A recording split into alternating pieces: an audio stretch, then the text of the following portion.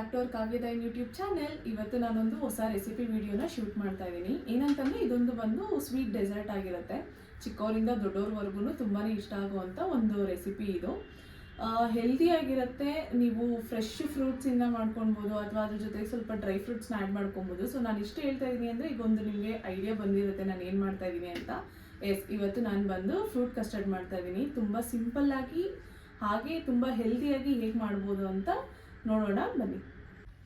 ಇವಾಗ ಸ್ಟವ್ ಹಚ್ಚಿ ನಾನೊಂದು ಇದಕ್ಕೆ ಕಡಾಯಿ ಇಟ್ಕೊಂಡಿದ್ದೀನಿ. ಇದರಲ್ಲಿ ಬಂದು ಏನೇ ರೀತಿ ಖಾರದ ಐಟಮ್ ಆಗಲಿ ಏನು ಮಾಡಿರ್ಬೋದು, ಯಾಕಂದರೆ ನಾವು ಹಾಲು ಬಳಸೋದ್ರಿಂದ ಹಾಲು ಒಡೆದೋಗೋ ಚಾನ್ಸಸ್ ಇರುತ್ತೆ. ಸೊ ಹಾಗಾಗಿ ನಾನು ಇದರಲ್ಲಿ ಯಾವುದೇ ರೀತಿ ಖಾರದ ಐಟಮ್ ಮಾಡದೇ ಇರೋ ಅಂಥ ಪಾತ್ರೆನ ಇಟ್ಕೊಂಡಿದ್ದೀನಿ.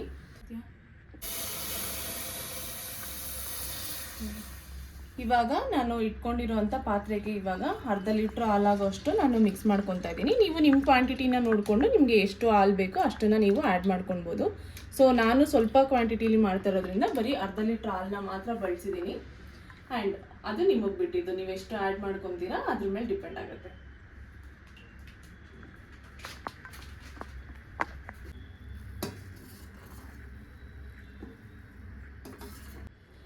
ಈಗ ಹಾಲು ಚೆನ್ನಾಗಿ ಕಾದು ಕುದಿ ಬರ್ತಾ ಇದೆ. ಈ ಟೈಮಲ್ಲಿ ನಾನೇನು ಮಾಡ್ತೀನಿ ಅಂತಂದರೆ ಸ್ವಲ್ಪ ಸಕ್ಕರೆನ ಆ್ಯಡ್ ಮಾಡ್ಕೊತೀನಿ. ಇಲ್ಲಿ ನಾನು ಅರ್ಧ ಲೀಟ್ರ್ ಹಾಲು ತೊಗೊಂಡಿರೋದ್ರಿಂದ ಒಂದು 200 ಗ್ರಾಮ್ ಆಗೋಷ್ಟು ಮಾತ್ರ ಸಕ್ಕರೆನ ಆ್ಯಡ್ ಮಾಡ್ಕೊತೀನಿ. ಅಗೇನ್ ಇದು ನಿಮ್ಮ ಟೇಸ್ಟ್ಗೆ ಅನುಸಾರವಾಗಿ ನೀವು ಆ್ಯಡ್ ಮಾಡ್ಕೊಳ್ಬೋದು. ಯಾಕಂದರೆ ಫ್ರೂಟ್ಸಲ್ಲೂ ಕೂಡ ಸ್ವೀಟ್ನೆಸ್ ಇರೋದ್ರಿಂದ ಮತ್ತೆ ಎಕ್ಸಸ್ ಆಫ್ ಶುಗರ್ ಆದರೆ ತುಂಬ ಅದು ಮೊಗಕ್ಕೆ ಹೊಡೆಯುತ್ತೆ, ಅಂದರೆ ಜಾಸ್ತಿ ಸ್ವೀಟ್ ಆಗಿಬಿಡುತ್ತೆ ಅಂತ ಅಂದ್ಬಿಟ್ಟು ನಿಮಗೆ ಎಷ್ಟು ಟೇಸ್ಟ್ ಬೇಕೋ ಅಷ್ಟಕ್ಕೆ ಆ್ಯಡ್ ಮಾಡ್ಕೊಳ್ಳಿ. ನಾನು ಒಂದು 200 ಗ್ರಾಮ್ ಆಗೋಷ್ಟು ಮಾತ್ರ ಸಕ್ಕರೆನ ಆ್ಯಡ್ ಮಾಡ್ಕೊಂಡಿದ್ದೀನಿ.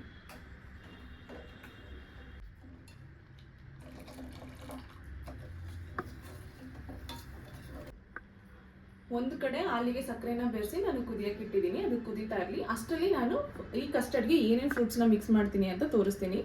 ಒಂದು ಬಾಳೆಹಣ್ಣು ತೊಗೊಂಡಿದ್ದೀನಿ, ಒಂದು ದಾಳಿಂಬೆ ತೊಗೊಂಡಿದ್ದೀನಿ, ಒಂದು ಆ್ಯಪಲಲ್ಲಿ ಮುಕ್ಕಾಲು ಭಾಗ ಆಗೋಷ್ಟು ಆ್ಯಪಲ್ ತೊಗೊಂಡಿದ್ದೀನಿ, ಸ್ವಲ್ಪ ಗೋಡಂಬಿ, ಸ್ವಲ್ಪ ಒಣ ದ್ರಾಕ್ಷಿ ತೊಗೊಂಡಿದ್ದೀನಿ. ಮತ್ತು ಇದು ಬಂದುಬಿಟ್ಟು ಕಸ್ಟರ್ಡ್ ಪೌಡರು. ಇದನ್ನು ಬಂದು ನೀವು ತಣ್ಣಗಿರೋ ಹಾಲಲ್ಲಿ ಬಂದುಬಿಟ್ಟು ಮಿಕ್ಸ್ ಮಾಡಬೇಕು. ಸ್ವಲ್ಪ ಬಿಸಿಯಾಗಿರೋ ಹಾಲಲ್ಲಿ ಮಿಕ್ಸ್ ಮಾಡ್ತೀನಿ ಅಂದರೆ ಅದು ಫುಲ್ಲು ಹಿಟ್ಟಿಟ್ಟು ಥರ ಆಗಿಬಿಡುತ್ತೆ, ಮತ್ತು ನೀವು ಹಾಲಿಗೆ ಮಿಕ್ಸ್ ಮಾಡೋದಕ್ಕಾಗೋದಿಲ್ಲ.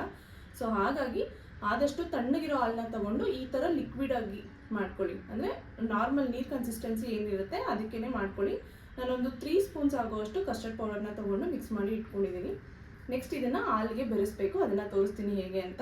ಆ್ಯಂಡ್ ಇದೇ ಫ್ರೂಟ್ಸ್ನ ಹಾಕಬೇಕು ಅಂತ ಎಲ್ಲ ಏನಿಲ್ಲ. ನಿಮ್ಮ ಮನೇಲಿ ಯಾವ್ಯಾವ ಹಣ್ಣುಗಳಿದೆ ಎಲ್ಲ ಹಣ್ಣುಗಳನ್ನ ಹಾಕ್ಬೋದು. ಮತ್ತು ಇನ್ನೂ ಬೇರೆ ಬೇರೆ ಥರ ನೀವು ಡ್ರೈ ಫ್ರೂಟ್ಸ್ನ ಯೂಸ್ ಮಾಡ್ತೀನಿ ಅಂದರೆ ಲೈಕ್ ಪಂಪ್ಕಿನ್ ಸೀಡ್ಸ್ ಆಗಿರ್ಬೋದು ಅಥವಾ ಸನ್ಫ್ಲವರ್ ಸೀಡ್ಸ್ ಆಗಿರ್ಬೋದು. ನೀವು ಏನೇನು ಡ್ರೈ ಫ್ರೂಟ್ಸ್ನ ಯೂಸ್ ಮಾಡ್ತೀರಾ ಅಥವಾ ಇಷ್ಟಪಡ್ತೀರಾ ಅದನ್ನೆಲ್ಲ ಈ ಥರ ಹಾಲಿಗೆ ಮಿಕ್ಸ್ ಮಾಡ್ಕೊಂಡು, ಅಂದರೆ ಈ ಫ್ರೂಟ್ ಕಸ್ಟರ್ಡ್ಗೆ ಮಿಕ್ಸ್ ಮಾಡಿಕೊಂಡ್ರೆ ತುಂಬಾ ಚೆನ್ನಾಗಿರುತ್ತೆ. ಆ್ಯಂಡ್ ಸಮ್ಟೈಮ್ಸ್ ಏನು ಮಾಡ್ತೀರಾ ಅಂದರೆ ಮನೇಲಿ ಎಕ್ಸಸ್ ಆಫ್ ಫ್ರೂಟ್ಸ್ ಇರುತ್ತೆ, ಬಟ್ ಮಕ್ಕಳಾಗಲಿ ದೊಡ್ಡವರಾಗಲಿ ತಿನ್ನೋದು ಮರಿಬೋದು ಅಥವಾ ಮಕ್ಳುಗಳು ಹಠ ಮಾಡ್ಬೋದು ಹಣ್ಣು ತಿನ್ನೋದಕ್ಕೆ. ಈ ರೀತಿ ಮಾಡಿಬಿಟ್ಟು ನೀವು ರೆಫ್ರಿಜಿರೇಟ್ ಮಾಡಿ ಕೊಟ್ಟರೆ ಅದೊಂದು ಸೂಪರಾಗಿರೋವಂಥ ಡೆಸರ್ಟ್ ರೆಡಿ ಆಗುತ್ತೆ. ಸೊ ನೆಕ್ಸ್ಟ್ ಪ್ರೊಸೀಜರ್ ಏನಂತ ಈಗ ತೋರಿಸ್ತೀನಿ. ಹಾಲು ಕುದೀತಾ ಇದೆ. ಇವಾಗ ನಾನು ಇದಕ್ಕೆ ಏನು ಮಾಡ್ತೀನಿ ಅಂದರೆ ಮಿಕ್ಸ್ ಮಾಡಿ ಇಟ್ಕೊಂಡಿರೋ ಅಂಥ ಕಸ್ಟರ್ಡ್ನ ಆ್ಯಡ್ ಮಾಡ್ತೀನಿ. ಸೊ ಈ ಕಸ್ಟರ್ಡ್ನ ನೀವು ಹಾಕಬೇಕಾದ್ರೆ ಅದು ಕೈ ಬಿಡ್ದಾಗೆ ತಿರುಗಿಸಿ. ಸೊ ಆವಾಗ ನಿಮಗೆ ಅದು ಗಂಟು ಥರ ಆಗೋದಿಲ್ಲ, ನೀಟಾಗಿ ಮಿಕ್ಸ್ ಆಗುತ್ತೆ.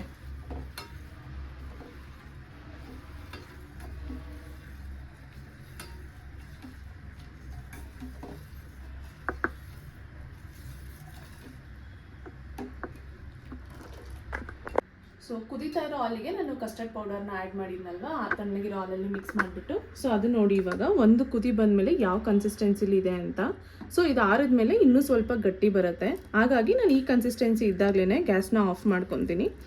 ನೀವು ಬಿಸಿ ಇದ್ದಾಗಲೂ ಬೇಕಾದರೆ ಫ್ರೂಟ್ಸ್ನ ಆ್ಯಡ್ ಮಾಡ್ಕೊಬೋದು. ಇಲ್ಲ ಅಂತಂದರೆ ಇದೊಂದು ಸ್ವಲ್ಪ ತಣ್ಣಗಾಗೋದಕ್ಕೆ ಬಿಟ್ಟು ಅದಾದಮೇಲೆ ಫ್ರೂಟ್ಸ್ನ ಕೂಡ ಆ್ಯಡ್ ಮಾಡ್ಕೊಬೋದು.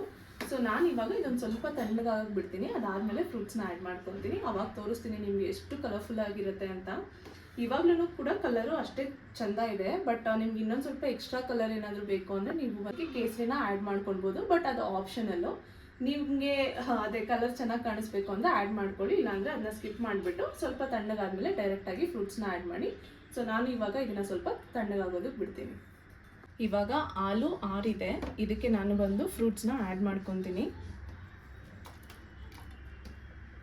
ಬಾಳೆಹಣ್ಣು ಹಾಕ್ಕೊಂಡೆ, ಈಗ ದಾಳಿಂಬೆ ಹಾಕ್ಕೊತಾ ಇದ್ದೀನಿ.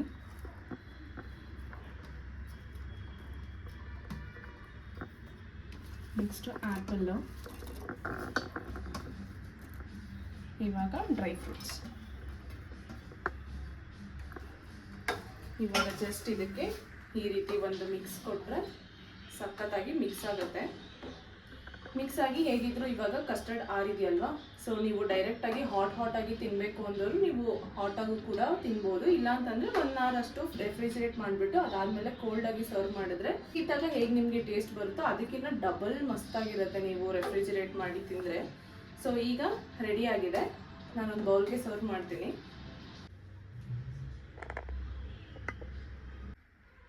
ನಮ್ಮ fruit custard bowl ready. So ನೋಡಿದ್ರಲ್ಲ ಎಷ್ಟು ಬೇಗ ಮತ್ತು ಎಷ್ಟು ಸುಲಭವಾಗಿ 10 ಮಿನಿಟ್ಸಲ್ಲೆಲ್ಲ ಹೇಗೆ ಮಾಡ್ಕೊಳ್ಬೋದು ಅಂತ. 10 ಮಿನಿಟ್ಸ್ ಕೂಡ ಆಗೋದಿಲ್ಲ, ವಿತಿನ್ 10 ಮಿನಿಟ್ಸ್ ನಿಮಗೆ ಒಂದು ಸೂಪರ್ ಆಗಿರುವಂಥ ಸ್ವೀಟ್ ಡೆಸರ್ಟ್ ರೆಡಿ ಆಗುತ್ತೆ. ಯಾವುದೇ ಒಕೇಶನ್ಗಾಗಲಿ, ಫೆಸ್ಟಿವಲ್ಗಾಗಲಿ ಅಥವಾ ನಿಮ್ಮನೇಲಿ ಯಾವುದಾದ್ರು ಫಂಕ್ಷನ್ ಇದ್ದರೆ ಮುಂಚೆನೇ ಪ್ಲ್ಯಾನ್ ಇದ್ದು ಈ ಥರ ಒಂದು ಡೆಸರ್ಟ್ನ ಮಾಡಿಕೊಂಡ್ರೆ ತುಂಬ ಸ್ವೀಟಾಗಿ ನೀವು ಬಂದಿರೋ ಗೆಸ್ಟ್ಗೆ ಅಥವಾ ಮಕ್ಕಳುಗಳಿಗೆ ಸರ್ವ್ ಮಾಡೋದು ತುಂಬಾ ಖುಷಿ ಪಡ್ತಾರೆ. ಯಾರ್ಯಾರೆಲ್ಲ ಇನ್ನೂ ಟ್ರೈ ಮಾಡಿಲ್ಲ ಅವರು ಆದಷ್ಟು ಬೇಗ ಟ್ರೈ ಮಾಡಿ. ಆಲ್ರೆಡಿ ಟ್ರೈ ಮಾಡಿದರೆ ಅವ್ರಿಗೆ ಈ ರುಚಿ ಹೇಗಿರುತ್ತೆ ಅಂತ ಗೊತ್ತಿರುತ್ತೆ, ಮತ್ತು ಇನ್ನೊಂದು ಸತಿ ಮಾಡಿಕೊಂಡು ತಿನ್ನೋಷ್ಟು ಚೆನ್ನಾಗಿರುತ್ತೆ. ಸೊ ಹಾಗಾಗಿ ನಾನು ಈ ಡೆಸರ್ಟ್ನ ರೆಕಮೆಂಡ್ ಮಾಡ್ತೀನಿ ನಿಮ್ಮೆಲ್ರಿಗೂ. ಸೊ ಇದಾಗಿತ್ತು ಈ ನನ್ನ ವಿಡಿಯೋ. ದಯವಿಟ್ಟು ನನ್ನ ಚಾನಲ್ನ ಇನ್ನೂ ಯಾರೆಲ್ಲ ಸಬ್ಸ್ಕ್ರೈಬ್ ಮಾಡಿಲ್ಲ ಆದಷ್ಟು ಬೇಗ ಸಬ್ಸ್ಕ್ರೈಬ್ ಮಾಡ್ಕೊಳ್ಳಿ ಅಂತ ಕೇಳ್ಕೊತ, ನನ್ನ ವಿಡಿಯೋಗೆ ಲೈಕ್ ಮಾಡಿ, ಶೇರ್ ಮಾಡಿ ಅಂತ ಕೇಳ್ಕೊತೀನಿ. ಮತ್ತೆ ನೆಕ್ಸ್ಟ್ ವಿಡಿಯೋದಲ್ಲಿ ಸಿಗ್ತೀನಿ. Thank you.